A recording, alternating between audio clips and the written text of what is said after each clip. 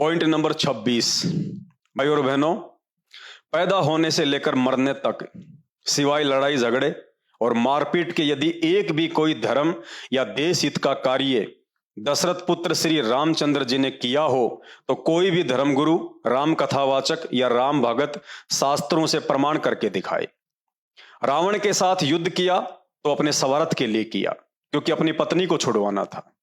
ना ही राम रावण युद्ध कोई राष्ट्र हित में लड़ा गया युद्ध था कि रावण ने भारत की सीमाओं पर अपना अधिकार जमा लिया था और रामचंद्र जी ने भारत की सीमाओं को रावण के कब्जे से छुड़वाने के लिए युद्ध लड़ा हो। ना ही राम रावण युद्ध कोई धर्म युद्ध था कि रावण मांस खाने के लिए भारत से गायों की तस्करी करवाता था।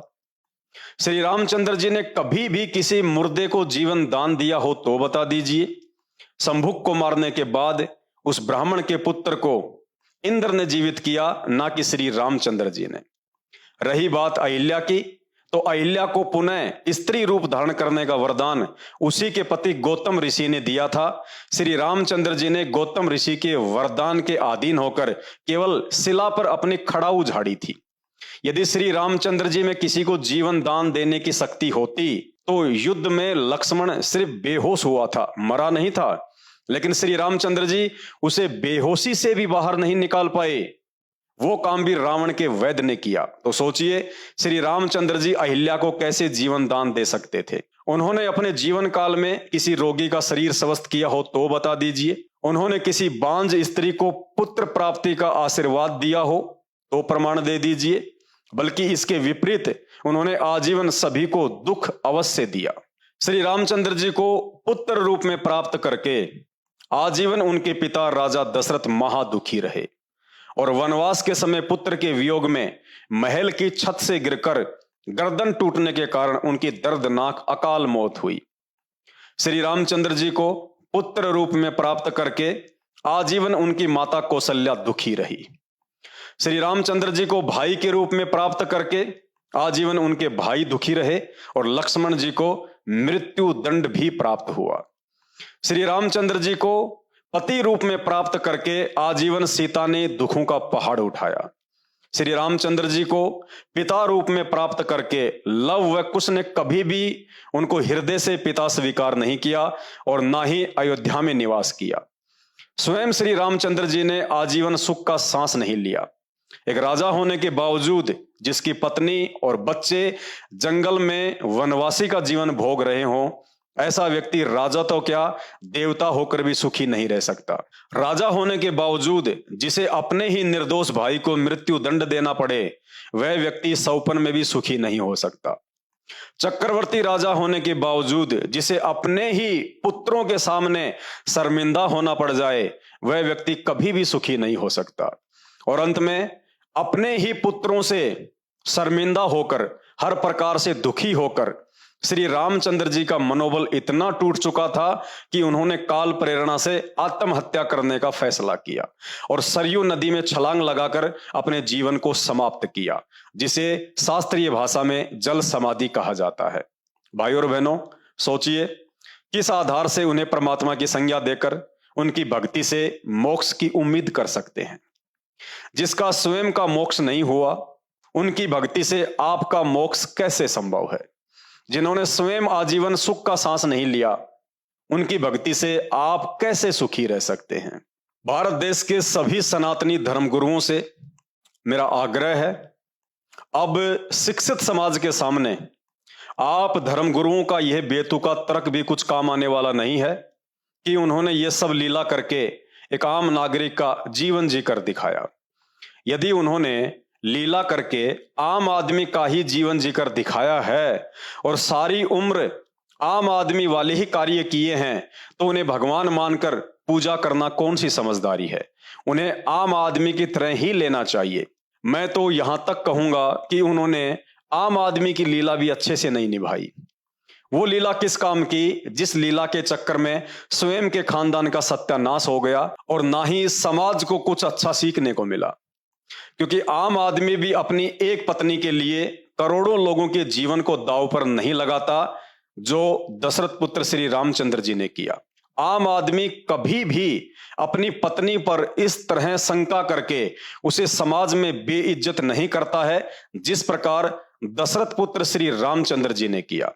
आम आदमी कभी भी अपनी गंगा जैसे पाक चरित्र वाली पत्नी को किसी समाज के व्यक्ति के कहने से घर से निष्कासित नहीं कर सकता जैसा कि श्री रामचंद्र जी ने किया। आम आदमी कभी भी अपने बच्चों के साथ युद्ध नहीं करता जैसा कि श्री रामचंद्र जी ने किया।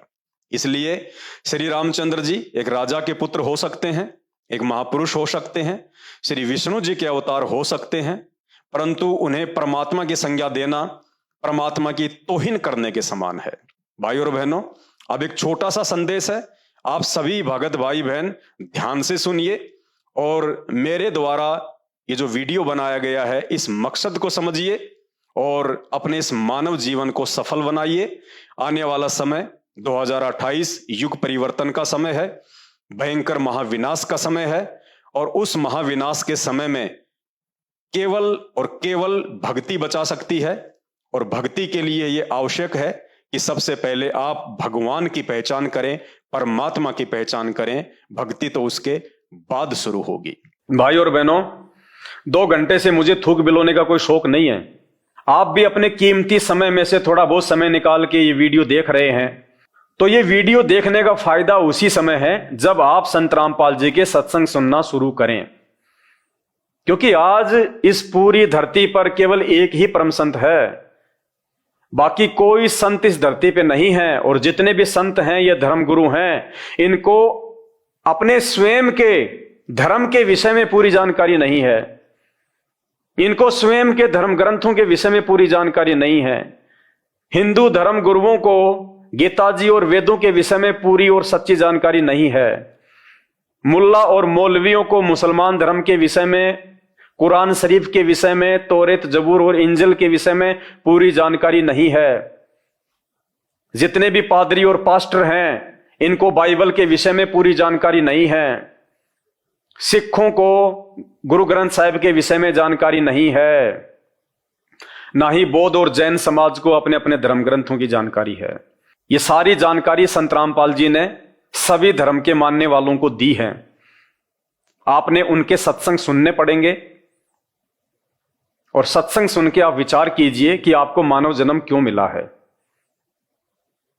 परमेश्वर कहते हैं, मानव जन्म पाए के जो नहीं रटे हरि नाम, और जैसे कुआं जल बिना फिर बनवाया क्या काम। ये 84 लाख योनियों से भिन्न एक मानव शरीर हमारी को केवल और केवल भक्ति के लिए मिलता है। अन्य योनियों में जाके महादुख भोगने से बचने के लिए मिलता है। और यह केवल उसी समय संभव है जब हम एक परमेश्वर की भक्ति करें। और एक परमेश्वर की जानकारी वर्तमान में पूरी पृथ्वी पे यदि किसी धर्मगुरु के पास में है तो केवल परम पूज्य सतगुरु रामपाल जी भगवान के पास में है। और जब तक आप उनके सत्संग नहीं सुनेंगे, आप उनके विचारों से परिचित नहीं होंगे, तब तक ऐसे ही आप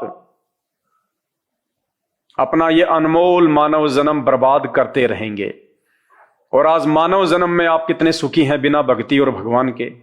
और कल को जब ये शरीर छूटेगा, हम 84 लाख योनियों में जाएंगे, उस समय हमारे साथ में क्या बीतेगी। आज आप एक गधे का जीवन देख लीजिएगा, आज आप एक बैल का जीवन देख लीजिएगा, कितना महादुख भोगता है। सारा दिन खेत में चलता है, गाड़ी में उसको किसान जोतता है। एक गधा सारे दिन ईंट के भट्ठे के ऊपर कितनी मेहनत करता है, सारा दिन ईंटें ढोते रहता है। अन्य पक्षी देख लीजिए, पशु देख लीजिए, एक कुत्ता देख लीजिए, सर में कीड़े पड़ जाएं, पूरे शरीर पे उसके खुजली हो जाए, एक्सीडेंट में उसका पैर कट जाए, कितने दुख भोगते हैं। आप और हमारे ऊपर तो छोटी मोटी कोई भी आपत्ति आती है, हम तो तुरंत अपने किसी रिश्तेदार को बता दें, कहीं से सहायता प्राप्त कर लें, मेडिकल प्राप्त कर लें, हॉस्पिटल में चले जाएं। भूख लग रही है तो खाना खा लें, कहीं भी 56 प्रकार के भोजन बना के खा लें। और कल को जब भक्ति सही नहीं करेंगे, और ये तो विधान है परमात्मा का, ये मोटे मोटे ग्रंथ भगवान ने कोई ऐसे थोड़े ना लिखवाए, मजाक में थोड़े लिखवाए चारों वेद और ये गीता जी, ये पुराण। इनमें भक्ति और भगवान के विषय में जानकारी है। इस मानव शरीर से हमें क्या करना चाहिए उसकी जानकारी है। और यदि हमने वो कार्य नहीं किया, संत रामपाल जी की शरण में आके एकमात्र पूरे विश्व में उस तत्वदर्शी संत की शरण प्राप्त करके यदि हमने एक परमात्मा की भक्ति नहीं की, तो अगला जन्म 84 लाख योनियों का। फिर हमें ना कोई सत्संग के विषय में बताएगा, ना कोई समझाएगा, ना हम समझने के लायक रहेंगे। कहते माता पिता मिल जाएंगे लख 84 माही, सतगुरु की सेवा और भक्ति ये फेर मिलन की नाही। आज अनजाने में लोग कहते हैं माता पिता ही हमारे गुरु हैं, माता पिता ही हमारे गुरु हैं। बहुत अच्छी बात है, वो भी गुरु हैं, उन्होंने भी आपको जीवन जीना सिखाया है, बचपन में आपको शिक्षाएं दी हैं। लेकिन बिना आध्यात्मिक गुरु के वो माता पिता भी मरने के बाद 84 लाख योनियों में जाएंगे और आप भी 84 लाख योनियों में जाएंगे। वहां पे ना आपको मां बचाएगी, ना आपको वो पिता बचाएगा। तो ये परमपिता परमात्मा इस धरती पे प्रकट है, सबका पिता है, सबकी मां है। ये हमें सत्य आध्यात्मिक ज्ञान देके 84 लाख योनियों से भी बचाएंगे।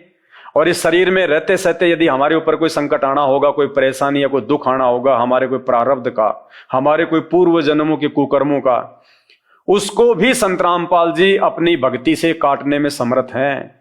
आपके ऊपर वो कष्ट नहीं आने देंगे यदि आप उनके मर्यादा में रह के भक्ति करेंगे। तो मेरी केवल आपसे विनती है, आपसे प्रार्थना है, मैं आपको केवल समझा ही सकता हूं, बता ही सकता हूं, जानकारी ही दे सकता हूं। बाकी प्यास आपको होनी चाहिए, भूख आपको होनी चाहिए, तभी आप उस चीज को प्राप्त जो है वो कर पाएंगे।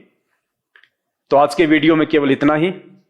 आगे फिर परमपिता परमेश्वर के आशीर्वाद से आप सभी भाई बहनों के मार्गदर्शन के लिए वीडियो आते रहेंगे।